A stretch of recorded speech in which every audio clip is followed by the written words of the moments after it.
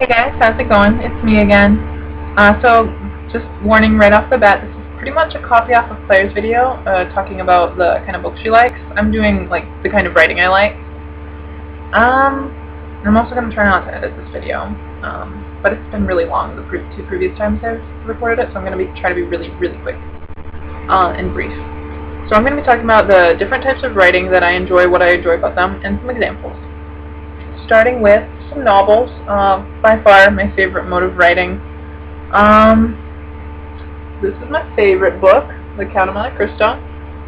It has everything you could ever want in a book. It has prison outbreaks, betrayal, revenge, justice, duels, treasure hunting, romance. Did I say romance? Anyways, it has everything. All 1,040 pages, I think, are excellent. Do not read the abridged version or watch the movie because the original is perfect and awesome, and I adore it. A modern book I like is Silence of the Lambs by Thomas Harris. It's really just fun to read. Actually, I can never put it down. I also like The Great Gatsby. Kind of my obsession right now. It's a great representation of modernism and romanticism colliding.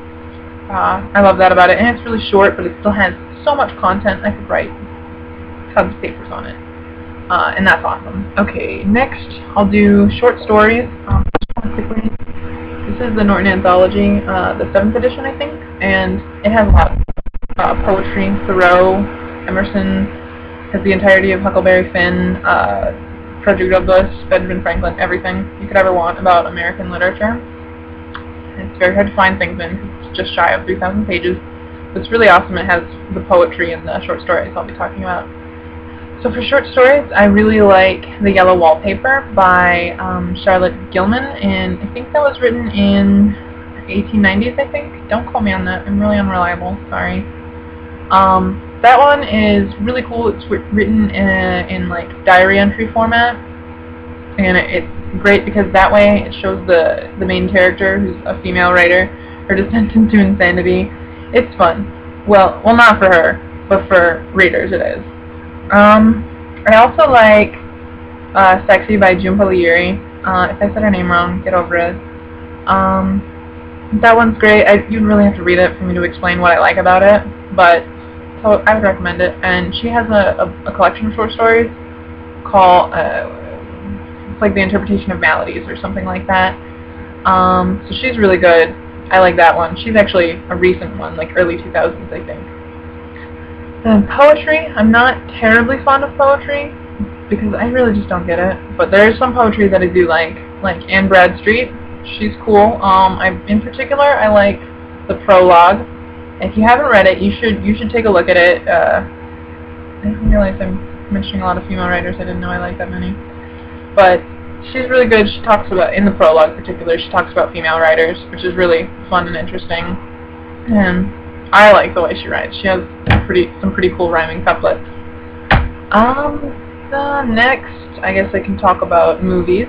I don't really like movies that much either, but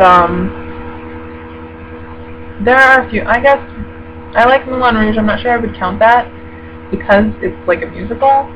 But it does what I think movies should do, is it has such a limited time movies do, but it somehow gets me attached to the characters, which doesn't happen that often. Usually it takes me forever to start to like something.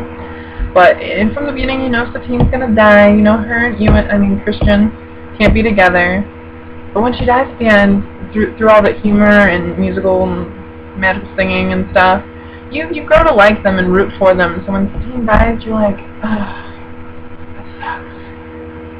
It actually took me like 3 days to realize how bad that movie was.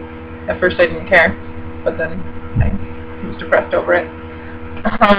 So anytime someone can write a movie that actually I get into, I'm impressed. That, I guess, the natural transition is television shows, which I've recently begun to like more than I did before. Once Upon a Time, in particular, I will talk about. I don't really like the storytelling as in particular, but I think that the character designs, like the female characters especially, are really well written, as are the male characters too. And the dialogue, I envy the writers of that show just because of that dialogue. It's fantastic. Like, Skin Deep is one of my favorite episodes. I love Belle's closing line to Rumpelstiltskin. It gets me every time I watch that episode. I'm like, yeah, Belle, you tell him. So that's a good show that I enjoy. I think it's the flashback and then real time works better than Lost, but it still works for that show. I guess then there's manga and anime. I liked it a lot when I was younger, but now I don't like it as much. But there's still some really good ones, like Fullmetal Alchemist is easily my favorite. Its writer, Hiromu Arakawa, is my inspiration for writing. When I was younger, she just totally blew me away with her work. I love Fullmetal Alchemist. There's not a thing that I would change about it, which I have pretty much a criticism for everything. If you know me, you probably heard one of my criticisms and rolled your eyes and said, Sarah, just enjoy the movie. But Fullmetal Alchemist holds the high praise of me not having anything that I would change about it. It's really good. And Arakawa is hilarious. She has these adorable comic strips at the end of each one that are just so funny. And then, kind of a hard thing to follow up, but I enjoy Ergo Proxy, an anime. So, I guess the thing I like most about that one is the atmosphere. Not so much like with Fullmetal Alchemist, I really like how the plot all works together. It's not like the typical anime where it's like an arc where we're gonna save Rukia, then an arc when we're gonna fight Akatsuki or whatever. I couldn't rig it up into chunks. Everything is connected and each event leads directly to the next event, which is sweet. Ergo Proxy, I just like the atmosphere. It's really cool. I like the characters too and some of the larger themes of like identity, I guess. Then I like video games. Persona 3 in particular. Fantastic game. What I like about it the most is probably the character interaction. I mean, it's sort of it's a JRPG, so you have those typical character types you've seen a million times, and normally you're bored and tired of them. But it takes like that older upperclassman or the mature female character or the really whiny female character, and it totally expands upon their character and makes them really compelling and interesting. As well as it has awesome character interaction. Like, I just would not expect from anything that is similar to anime. Or, you know, character interaction isn't very good, and like, it's really rare to find really good character interaction. But this one, like, you could pick any characters, and I would tell you exactly how they feel about each other because it's just so strongly expressed in this game. And the story is just amazing and heartbreaking, and makes me cry every time. I will never tell you how many hours that I've logged on that game because it's depressing. But I love it, and I don't regret any of those hours. Moving on, I guess I can talk about comics next. Wonder which comic book character I'm going to talk about. Anyone have any guesses? Spider-Man. Yeah, I'm going to be really brief with this because I'll probably do a Spider-Man video later eventually.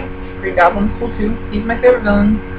I know that's like saying the Joker is your favorite Batman villain, but he's awesome. He can be a crazy psychopath, homicidal murderer as the Green Goblin, but then he's a totally serious, scary dude as Norman Osborn, like when he's leading the Dark Avengers with Bullseye and Mark and everyone else.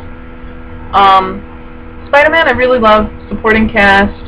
Peter is just a fantastic character in general, though.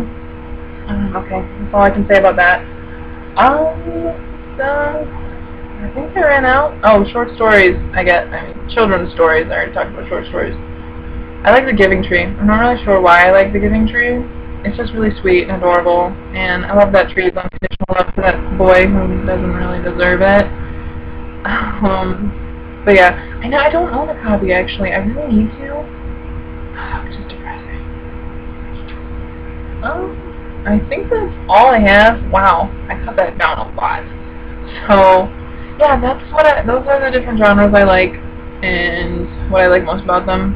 I wasn't really sure how to end this video, so I'm just gonna here's some awkward silence, okay?